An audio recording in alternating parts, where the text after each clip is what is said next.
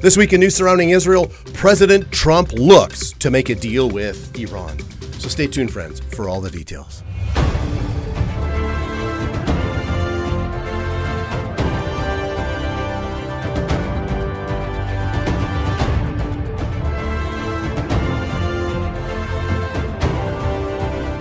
Well, shalom, everyone. Welcome once again to this week's newscast. I'm Robert Gottselig, your host. And on April 22nd at the White House, in a Time magazine interview on Trump's 100 days in office, he was asked many questions, and one of them had to do with Iran. The interviewer asked President Trump this. They said, "You've begun direct talks with Iran. Are you open to meeting with Iran's president or supreme leader?" And Trump said, "Sure." And the interviewer said, You reportedly stopped Israel from attacking Iran's nuclear sites." And Trump said, "That's not right." And the interviewer said, "It's not right?"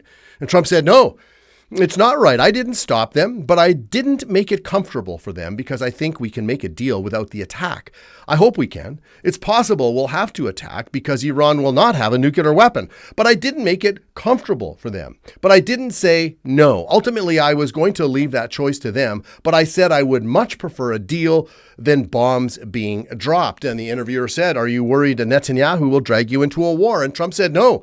By the way, he may go into a war, but we're not getting dragged in."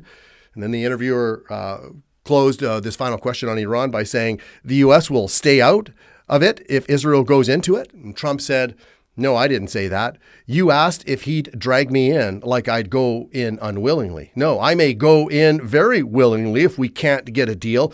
If we don't make a deal, I'll be leading the pack." Whoa. Well, if you've been following us here on this newscast, you know that we covered a story that Trump put Iran on notice as the U.S. was bolstering its military assets in the region. And then it appeared that a strike could be imminent on Iran, with the U.S. and Israel perhaps working together to destroy Iran's nuclear program. Well, for now, that seems to be off the table. Instead, Trump has sought to make a deal with Iran. But if one can't be reached, as he told Time magazine, well, then he would be leading the pack. Of course, Israel's Prime Minister Benjamin Netanyahu has conditions to any kind of an agreement with Iran, as he told the Jewish News Syndicate Policy Summit in Jerusalem on April 27th, this past Sunday. He said this, he said, "Israel will only agree to a nuclear deal with Iran that eliminates Tehran's capacity to enrich uranium. The only way to prevent the Islamic Republic from building a nuclear weapon is to dismantle all of the infrastructure of Iran's nuclear program. That is the deal." Benjamin Netanyahu went on to say, he said, "Israel cannot live with anything short of that. Anything short of that could bring you the opposite result, because Iran will say, all right, I won't enrich. Wait, run out the clock, wait for another president, do it again. This is unacceptable." A bad deal is worse than no deal. And I would agree with the Prime Minister. And friends, when President Trump was asked about the direct negotiations with Iran, well, this is what he said. Have a look. The Iran situation, I think we're doing very well. I think the deal's going to be made there. It's going to happen. Pretty sure it's going to happen, right? We'll have something without having to start dropping bombs all over the place. Pretty soon it's going to happen? We're going to have something without dropping bombs all over? I mean, we would all like to have a peaceful resolution to this, wouldn't we? But do you really believe that the Iranian regime, in all their ambitions to try to destroy Israel and wipe them off the face of the map, is just going to suddenly end? You just think that their satanic hatred for the Jewish state will just cease? No, I mean, a simple reading of Ezekiel 38 and 39 tell us a different story. Furthermore, the supreme leader has repeatedly called for the destruction of and the end of Israel. Here's just a few of the statements coming out of Khomeini's mouth. December 2000, he called Israel a cancerous tumor that must be removed. 2014, he tweeted that this barbaric wolf-like regime of Israel, which spares no crime, has no cure but to be annihilated. September 2015, he said, "You will not see 25 years, speaking about Israel. God willing, there will be nothing as the Zionist regime by the next 25 years. April 2020, he describes Zionism as a virus that must be eliminated as soon as possible. May 2020, he stated on Al-Quds Day that Israel is a cancerous tumor that will undoubtedly be uprooted and destroyed. And then January 2024, he tweeted in Hebrew that Israel's crimes will not be forgotten even after the Zionist regime is destroyed by the grace of God. April 10th, 2024, this was after an Israeli strike on Iran's consulate in Damascus.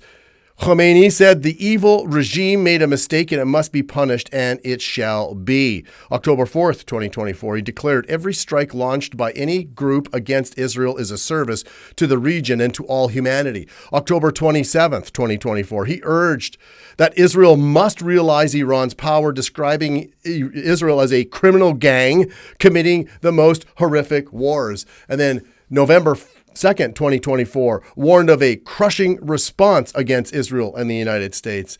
And then finally, in December 17th of just last year, he declared that the Zionist regime doomed to eradication, adding that Israel will be uprooted. So do you think making some kind of a deal is going to change this satanic hatred for Israel? No. In fact, Khomeini holds an apocalyptic view where the destruction of Israel fits into his end times scenario, just as the Hadith says, and this is what it says, Book 41, Hadith 6985, the last hour would not come unless the Muslims will fight against the Jews, and the Muslims would kill them until the Jews would hide themselves behind a stone or a tree, and a stone or a tree would say, Muslim or the servant of Allah, there is a Jew behind me, come and kill him. Wow. Well, after reading these quotes and out of the Hadith, reading that, what does the God of this universe have to say? What does the God of Israel in his word in the Bible have to say? And a few verses come to my mind. One is Isaiah chapter 41, verses 10 to 11. And the Iranian regime and the world and whoever wants to turn against Israel should take note at what the prophet Isaiah wrote in the 41st chapter, verses 10 and 11. God says, fear not, for I am with you. Be not dismayed, for I am your God. I will strengthen you. Yes, I will help you. Speaking to Israel, I will uphold you, Israel, with my righteous right hand. And then look at this. Behold, all those who were incensed against you shall be ashamed and disgraced.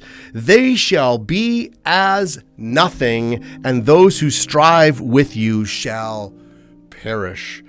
And then Amos chapter 9, verses 14 and 15. And here's the reality. God says, I will bring back the captives of my people Israel. They shall build the waste cities and inhabit them. They shall plant vineyards and drink wine from them. They shall also make gardens and eat fruit from them. I will plant them in their land, and no longer shall they be pulled up from the land that I have given them, says the Lord your God. And so those that hate Israel can take that to the bank. And with that, and until next time, thanks for joining us on another episode of In News Surrounding Israel. God bless everyone.